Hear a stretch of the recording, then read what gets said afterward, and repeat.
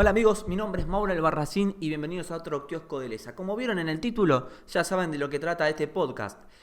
Pero le quiero dar, antes que arrancar, el agradecimiento a la revista Playboy y a la revista Vice, que gracias a ella me inspiré un montón de hacer un video. Dije, un día voy a hacer algo con respecto a esto porque me parece súper interesante. Y bueno, la cuarentena, dije, ¿por qué no en este podcast hacer algo que va a aportar una banda y ojalá que les guste a la gente? Hoy hablé con Mati Muñoz, que es un miembro de Ciclo Positivo, una organización que labura con gente que convive con VIH en 2020, bueno, en la actualidad, 2020, pues 2021 va a seguir existiendo. Y nada, le hice un montón de preguntas, de prejuicios que yo mismo tengo. Me contó cómo se vive con VIH, cómo son los tratamientos, cómo es la cuestión sexual, la sexualidad de las personas con VIH. Y nada, a mí me sirvió un montón, aprendí una banda. Y sin más, muchachos, espero que les guste. Súper, súper interesante, de verdad. Vamos nomás. Bueno, Mati, ¿cómo estás, animal? ¿Todo bien? Buenas, ¿cómo va todo? Acá contento de estar compartiendo esta charlita contigo. ¿De dónde sos vos? No te pregunté nunca. ¿Dónde estás? ¿Dónde estás pasando la cuarentena? Estoy pasando la cuarentena en la ciudad de Buenos Aires, más precisamente en la Comuna 1, en el medio, en el epicentro del bardo, porque aunque estemos en cuarentena hay un montón de gente circulando, porque la avenida 9 de Julio es ahí Ah, cruce estás de en el muchas centro. almas. Exactamente en el centro, sobre la avenida 9 de Julio, sí, Lima en realidad. Qué lindo lugar. Bueno, debes extrañar toda la gente, ¿no? Más o menos, más o menos. O sea, yo salgo, voy al súper y gente hay en realidad. La verdad que hay gente menos, por supuesto, que cuando no estamos en cuarentena, cuando no estamos en aislamiento, pero gente hay.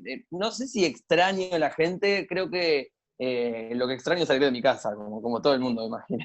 Mati, ¿te querés presentar así no hago cagada? Vos sos Matías Muñoz y presentarte a la Bueno, gente. soy Matías Muñoz, soy presidente de la Asociación Ciclo Positivo, una organización de la sociedad civil, una ONG, una organización de territorio, que trabajamos por el acceso a la información, específicamente por cuestiones que tienen que ver con el acceso al derecho a la salud y el derecho a la educación sexual integral en general. Soy una persona que vive con VIH, hace casi 7 años que tengo un virus dando vuelta por mi sangre, uno que no es coronavirus, pero que también ha hecho mucho, mucho daño en la historia de la humanidad y un poco de eso vamos a charlar en esta tarde, noche, Claro, día. la idea lo dije en la presentación, pero la idea de este podcast es quitar un montón de prejuicios que no digo la gente tiene, yo mismo tengo muchas veces y que está bueno elaborarlo, ¿no? Eh, ¿Cuáles son los prejuicios que a vos, vos tenías antes de contraer el VIH? ¿Cuáles eran y Sí, cuáles son los que más te molestan ahora? sí, yo creo que el VIH en la historia, ¿no? Del conocimiento de algunas afecciones de salud viene muy, muy marcada por la discriminación, y no solamente por la discriminación a las personas que tenemos el virus, sino también en los inicios de la epidemia, en los inicios de la pandemia, se hablaba solamente de que el VIH era una infección que le sucedía a los homosexuales, a los usuarios de drogas inyectables, a las prostitutas. Y en ese sentido quedó muy marcada la respuesta de salud pública a una infección que en realidad la H de VIH es de humano, y eso implica que todas las personas que nos vemos expuestas a adquirirlo. En ese sentido, por ahí, los prejuicios que yo tenía, incluso antes de tener VIH, era que partía un poco desde el desconocimiento, ¿no? De por ahí, si bien sabíamos o sabemos que el VIH se transmite por algunas vías específicas, que son la vía sexual, la vía sanguínea con contacto de torrente con torrente, o la vía perinatal, en el caso de una mujer embarazada o una persona embarazada con VIH a su hijo o a su hija si no hace el tratamiento, uno igual tenía miedo, ¿no? O si sabías de alguien que tenía VIH, por ahí pensabas en no tener que compartir la misma toalla o el mismo jabón o los mismos cubiertos. Y eso creo que le hizo mucho, mucho daño a lo que significa vivir con VIH, la desinformación. Y por eso hoy, desde la organización en la que estamos trabajando, que es la Asociación Ciclo Positivo, trabajamos muy fuertemente en eso, ¿no? En poder llevar información que sea cierta y concisa y basada en evidencia científica para reducir los niveles de estigma y discriminación que todavía hoy son muy, muy fuertes. Hay un estudio del INADI que ya tiene un par de años, pero que se llama el mapa de la discriminación en Argentina, que dice que más del 70% de las personas en Argentina creen que a las personas con VIH se nos discrimina mucho o bastante, lo cual es cierto, ¿no? Algunos y algunas de nosotras lo vivimos en carne propia. Tengo dos cosas para decir, pero la primera es vos, antes de hacer esta nota, me pasaste como una guía para los comunicadores, ¿no? ¿Creés que todavía desde la comunicación hay mucha ignorancia? Yo creo que la comunicación es una herramienta fundamental para dar una respuesta de salud pública. Lo estamos viendo en estos días en relación al coronavirus, ¿no? Los comunicadores, las comunicadoras, los medios de comunicación masivos pueden ser grandes aliados a la hora de pensar en cómo dar respuesta a una situación de salud. Y en ese sentido, la comunicación le ha hecho mucho mal a la respuesta al SIDA, a la respuesta al VIH en la historia, porque siempre vendió mucho, todavía vende mucho el morbo de la cantidad de muertos, de cómo se ve una persona que tiene VIH en etapa SIDA muy avanzada, ¿no? Y en ese sentido creo que a lo largo de esta historia nos fuimos dando cuenta de que tenemos que empezar a pensar a la comunicación con mensajes positivos en relación al VIH, porque hoy en día una persona con VIH, yo por ejemplo, hace 7 años que tengo VIH, hace 7 años que tomo mi tratamiento todos los días, y tomar mi tratamiento todos los días no solamente implica que mi salud sigue como la salud de una persona que no tiene VIH, sino que también el tratamiento se demostró en los últimos años que lo que hace es que una persona con VIH que toma su medicación todos los días no puede transmitir el virus a otras personas. Es decir, que yo no podría transmitir el virus solamente por tomar mi medicación todos los días. Esto no significa que estoy curado, la verdad es que todavía tengo el virus en mi cuerpo, todavía tengo el virus en mi sangre, aunque esté dormido, pero hay un cambio abismal desde las noticias que se veían al principio de la epidemia, con los cientos y miles de muertos por enfermedades relacionadas al SIDA, y lo que sucede hoy en día con las posibilidades de poder tener una vida saludable, de poder tener relaciones sexuales sin transmitir el virus a otras personas, y eso muchas veces en los medios no se ve. Por eso tenemos que pensar Claro. también en los distintos y distintas comunicadoras como aliados fundamentales. Y claro, yo me acuerdo que esto fue un dato que yo no sé, tenía 17 años y iba a lo de un amigo que tiene un puesto de diario y me puse a leer la revista Playboy, ¿viste? De pajero que era.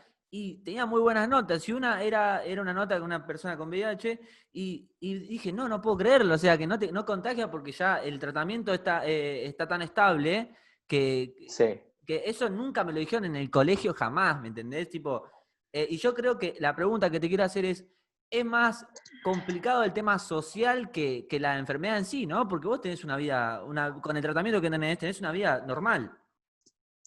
Yo creo que ahí el problema viene por dos caminos, ¿no? Por un lado hay un virus que está en la sangre que lo que hace es debilitar el sistema inmunológico y eso hace que bajen las defensas. Y por el otro lado, como bien vos decís, está el tema social y el prejuicio, el estigma, la discriminación. Y muchas veces esos caminos se cruzan porque una persona, para poder tener una vida saludable, para poder adherir a su tratamiento, que es como le decimos, tiene que poder atender su salud, tiene que poder tener un plato de comida en la mesa, y para eso se necesitan otras cosas que no tienen que ver con la atención de la salud, y eso significa poder tener una red de contención en la familia, Claro. en los amigos o en las amigas, y para que uno tenga la apertura para contarle a un amigo o a una amiga que tiene VIH, tiene que sentir que del otro lado la otra persona está abierta a recibir esa noticia y a contener sin excluir o sin discriminar, que muchas veces aún hoy, 2020, pasa en la familia, en los grupos de amigos, en los trabajos, en las escuelas, universidades. Para muchas personas es que se le viene el mundo abajo y todo por no conocer, ¿no? O sea,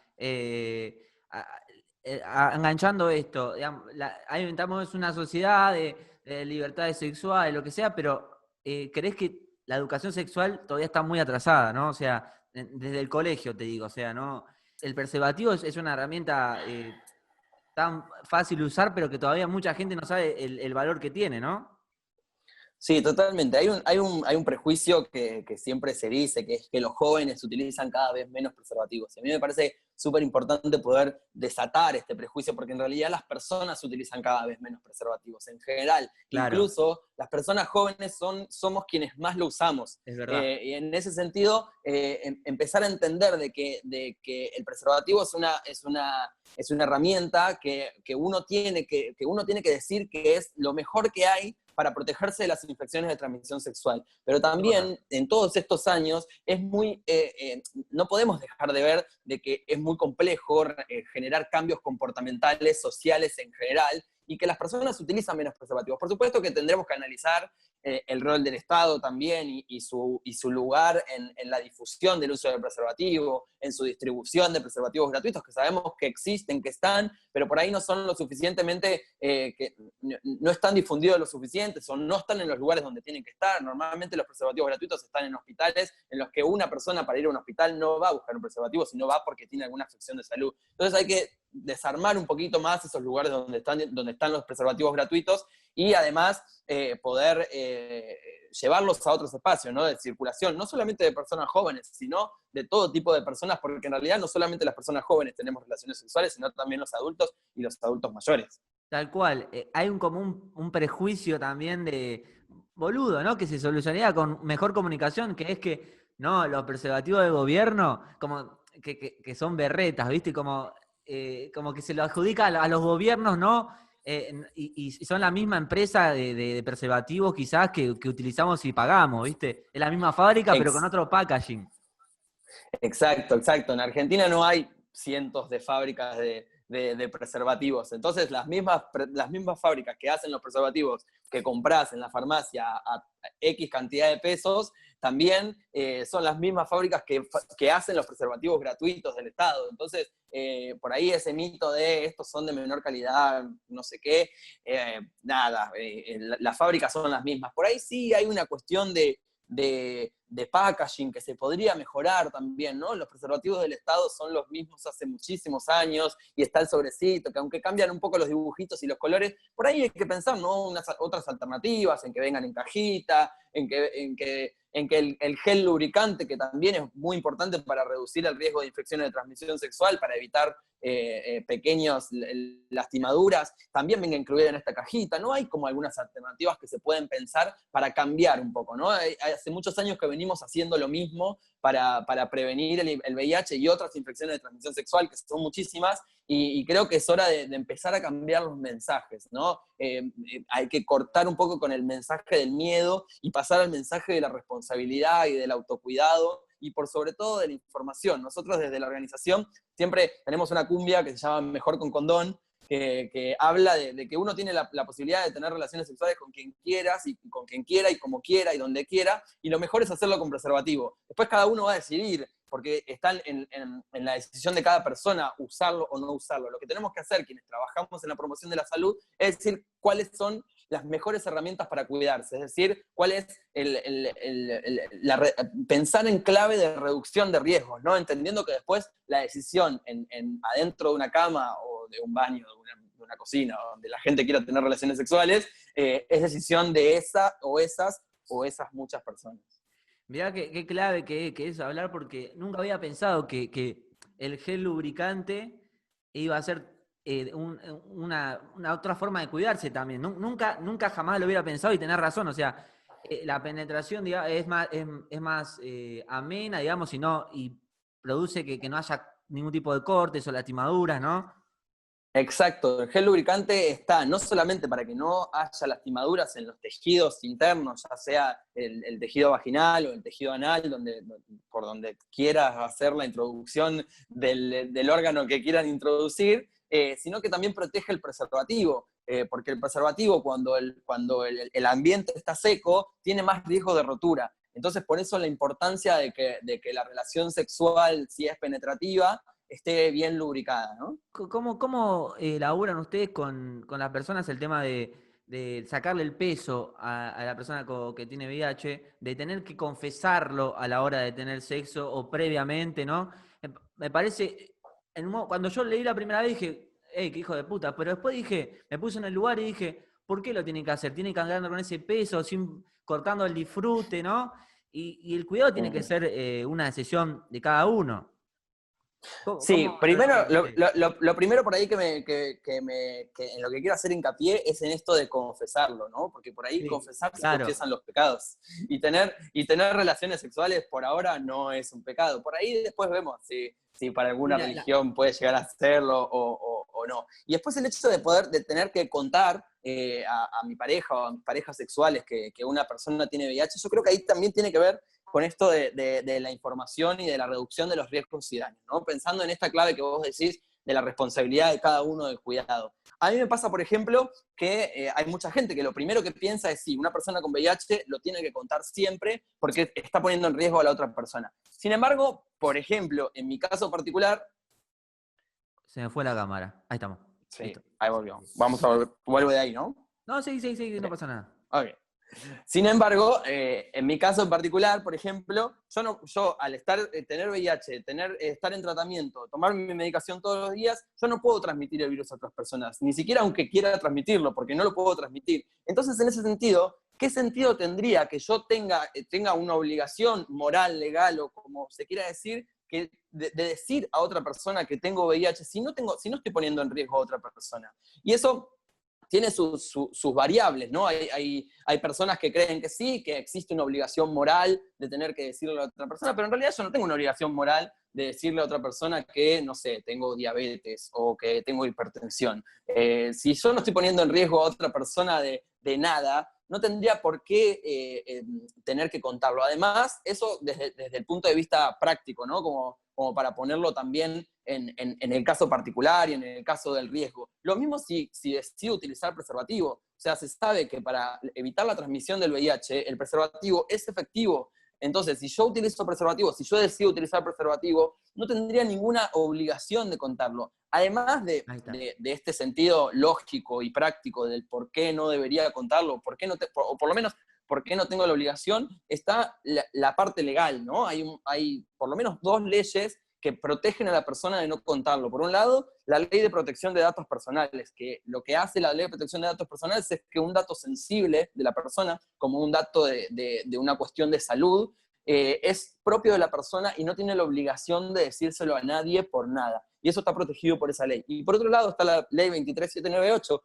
que es lo que se dice la Ley Nacional de VIH y SIDA, que lo mismo también protege con el fin de reducir la discriminación y con el fin de reducir la violencia hacia las personas con VIH.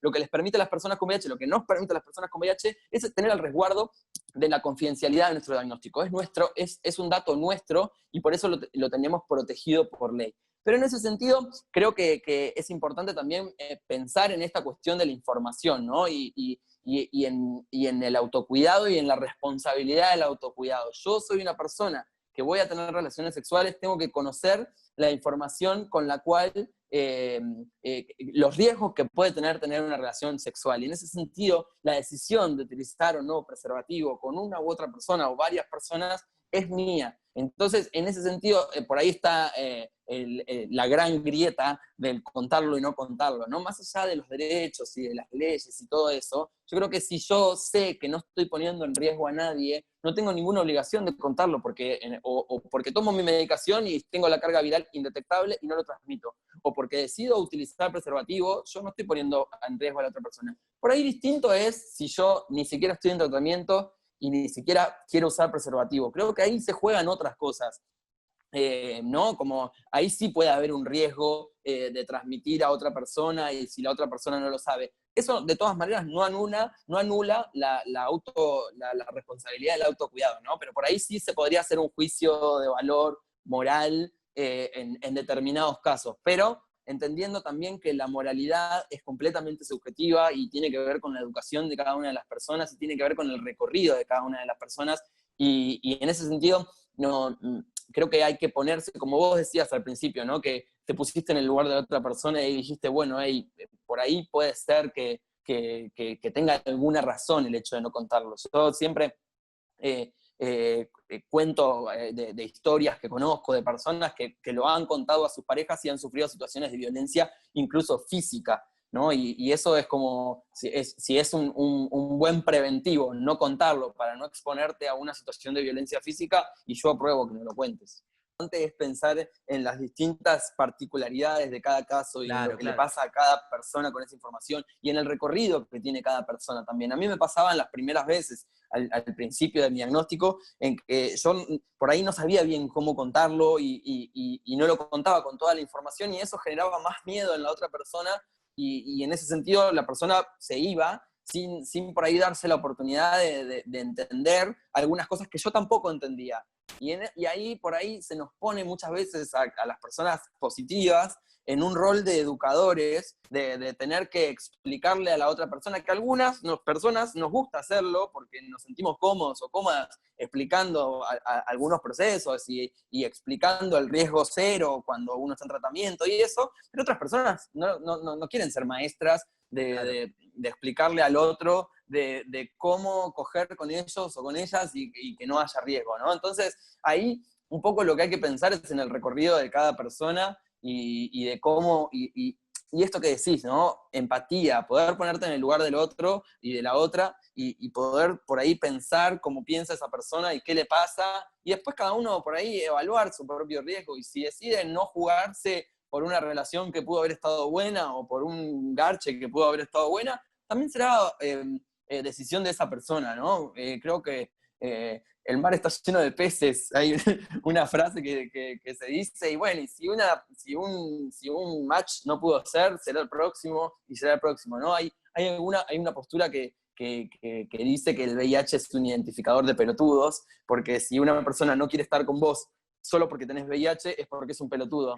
Y es un poco polémico, porque puede ser, hay personas que pueden pensar de esa manera, pero bueno, por ahí probablemente si esa persona no quiere estar con vos porque tenés VIH, es probable que esa persona tenga miedo, y ese miedo puede, es legítimo tener miedo, creo que no está mal tener miedo, y me parece que puede también un poco partir de ahí, y hay que entender tanto a esa persona que tiene miedo, como a la persona con VIH que o no pudo explicarle, o no supo explicarle, no quiso. Mati, otro prejuicio, un prejuicio no, una idea errónea que tengo yo es que el tratamiento es hiper complejo. ¿En qué consiste tu tratamiento ya estable, digamos? ¿Qué tomás? Y más o menos, depende de qué entendamos por complejo, ¿no? Mi tratamiento hoy en día consta de 3 drogas, en realidad 4, pero que están puestas en 2 pastillas, que de hecho, no las tengo por acá, pensé que las podía tener por acá y te las mostraba. Son 2 pastillas que tomo todos los días, que lo que hacen estas pastillas es mantener al virus dormido. Y son 2 porque utilizan 3 distintas drogas, 3 drogas con un potenciador que se llama, para que el efecto dure más tiempo, dure las 24 horas, que lo que hacen es atacar a la replicación del virus por distintos lugares. El VIH es un virus que por sí solo no se puede reproducir, sino lo que hace es ingresar a una célula, que son las células de nuestras defensas, y lo que utiliza es su sistema de reproducción para poder transformarse en más copias de virus. Entonces lo que hace el virus es se mete a mi célula de la defensa, utiliza su sistema de replicación, la destruye, por supuesto, y salen más copias. Lo que hace la medicación, ataca por distintos lugares esa reproducción del virus y logra que se mantenga dormido, porque el virus se esconde en algunos lugares de las células en los que el medicamento no llega. Y es por eso que todavía no existe una cura. Y otra de las particularidades que tiene el virus es que muta mucho. Entonces, por eso es tan difícil encontrar una vacuna que pueda ser capaz de generar anticuerpos que prevenga todos los tipos de VIH, ¿no? Porque el VIH, cuando le das el tratamiento, se queda dormido, pero si le dejas de dar el tratamiento, el VIH se despierta y se hace resistente a ese medicamento. Es como los antibióticos, ¿viste? Que el antibiótico lo tenés que tomar el tiempo que dicen que lo tenés que tomar, porque si no, la bacteria se puede hacer resistente. Bueno, con el VIH pasa lo mismo. Si uno deja de tomar la medicación, ese virus que tenés en la sangre se puede hacer resistente a los medicamentos. Mati, ¿dónde te podemos encontrar para la gente que quiera informarse más? ¿Dónde puede ir? Bueno, Eh, para informarse más, sobre todo tienen que buscar a las redes sociales de la Asociación Ciclo Positivo, que es en Instagram, @ciclo.positivo, o en que va a Facebook o estar en acá en la Twitter, descripción. que va a estar acá en la descripción. Por supuesto, mi Twitter es @MatíasEvan, o mi Instagram y mi Facebook también. Así que vayan a seguir a Ciclo Positivo, que tiene un montón de información súper piola, no solamente de VIH, sino que un montón de cosas en relación a la salud sexual, a los métodos anticonceptivos, a hablar de un montón de cosas que normalmente no se hablan. Muchas veces hablamos también del uso de drogas y el sexo, hablamos también siempre desde un punto de vista súper profesional, para poder hablar de cosas que normalmente no se hablan o que son tabú. Bueno, ahí en Ciclo Positivo charlamos de todo este tipo de cosas, y ahora también estamos como con bastante información sobre el coronavirus, con evidencia científica, ¿no? Porque hay muchísima desinformación, lo que ahora nos decidimos a llamar infodemia, y por eso pueden encontrar en Ciclo Positivo una fuente confiable. Bueno, Mati, muchas gracias por tu tiempo y nada, me encantó. Bueno, igualmente, gracias a vos por el espacio y nos estamos encontrando. Te mando un Abrazo. abrazo. Gracias, papá.